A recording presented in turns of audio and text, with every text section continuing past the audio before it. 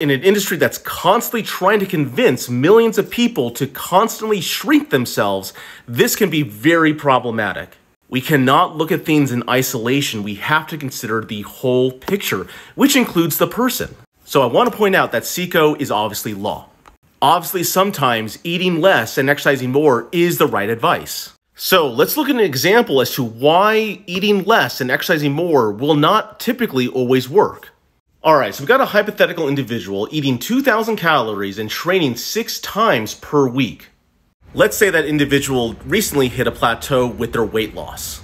Alright, because of that plateau, they decide to lower their calories down to 1,500. And then at some point, they reach another plateau.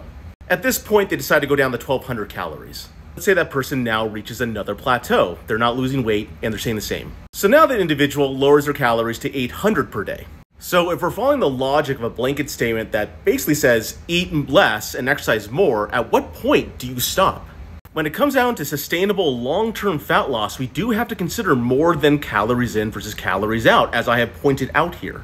We also have to consider the psychological factors that go into a deficit. Can someone handle the caloric intake that they're currently doing, or are they already trying to, well, not rip their hair out? If the diet is not sustainable, then it's not going to work long-term.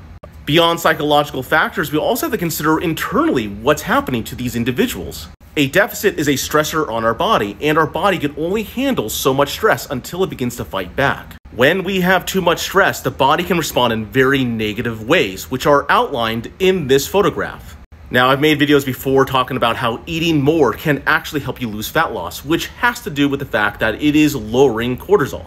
The reason I mention cortisol is that it begins the down-trickle effect of this down-regulation of overall hormonal health. In part 2, I will talk about how to combat the stressors of a deficit. Hope this helped, and let's get stronger together.